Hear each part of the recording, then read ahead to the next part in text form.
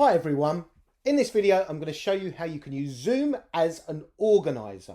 So this is where you as a teacher would organize a meeting and send out the code to the participants that you want to join your meeting. So to organize a meeting, the first thing you need to do is sign in. Now if you've got a Google account, you can log in with your Google account. Click on sign in. Otherwise you can click sign up and sign up with an account. I'm going to log in with my Google account, so let's click sign in and then I'm going to tap Google, and notice you have got Facebook here as well. So I'm going to tap on Google and then click continue, and then I'm going to click on the Google account that I want to use. So now I'm logged into Zoom using my Google account. So let's now take a look at some of the features on this screen. So at the bottom here I've got my settings. So here you can change any settings that you need. So if I go to meetings, this will give my default settings for when you connect to a meeting. I'm not going to go into detail with these settings, but you can scroll down these settings and have a look for yourself. Home will display the 4 options that's on the screen, which we'll talk about in a second. Chats will enable you to talk to people via your contacts. So meetings will show you any meetings that you have scheduled, and contacts will list any contacts that you have within your Zoom app. I'm going to stay with the basics and look at home. Now, what we can do is we can start a brand new meeting by just tapping on meeting, new meeting here. Then we've got some options on here as well. So when we join the meeting, we can automatically turn our video on or we can have it off. Now this PMI number is your unique number as an organizer. Now you can give this number out and it will remain constant. So anybody wanting to join your meeting can use that number time and time again. So this would be a good number to send out to maybe parents, so they've got the same number every time that they want to speak to you. This is unique to you. Now, when somebody tries to join using that number, they will get a screen saying, waiting for the host to start the meeting. So they can't actually enter the meeting until you have entered yourself. So I would click start a meeting, and then that would open up a meeting for that person. If they put that code in as a user, they can join. Now, one other option down at the bottom there is to start with a whiteboard.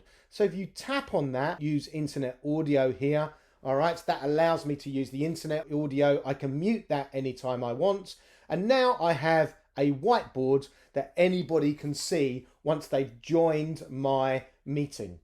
Now, while you're in this meeting, you've also got a code and password that ad hoc people could join. So if you wanted to give that code out to somebody that's not necessarily somebody that you want to speak to all the time, you can give that code out and that password.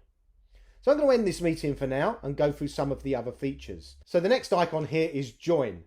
This means you can join an existing meeting, so you just put the code in. If you want to know more on how to use Zoom as a user, just click the link in the corner right now. If we now click on schedule, this allows you to schedule a meeting for a certain time. So we can say, right, okay, there's a meeting that's going to start at 10 o'clock. The duration is going to be an hour, etc. So we can tap on all of these different meetings. We can opt to use the personal ID. So if we tap on that, that means we can give the personal ID out to people to actually use that ID rather than the meeting ID. I'm going to leave this off at the moment. Does it require a password? So I'm going to keep that on, so it does require a password. Is the host video going to be on as you join? So at the moment it is set. So as soon as I start my meeting, the host video will be on and the participant video will be on. If I set those to off, the video will be off when they join the meeting. And obviously they can turn that on once they're in the meeting. So let's click done. Now, once I've clicked done, my meeting has been set up. So now I've got a few more options. I can change the name of the meeting.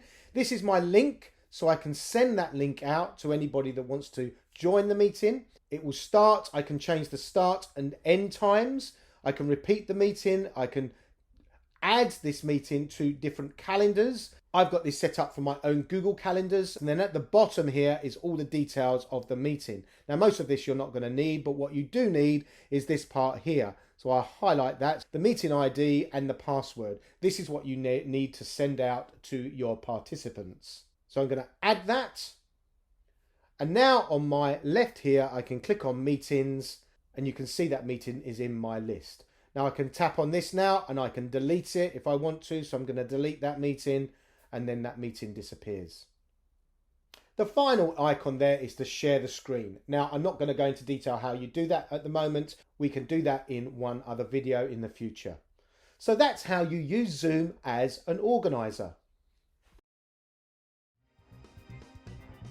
Thanks for watching. Please click the like button and please subscribe to this channel for more educational technology videos. Until next time, goodbye.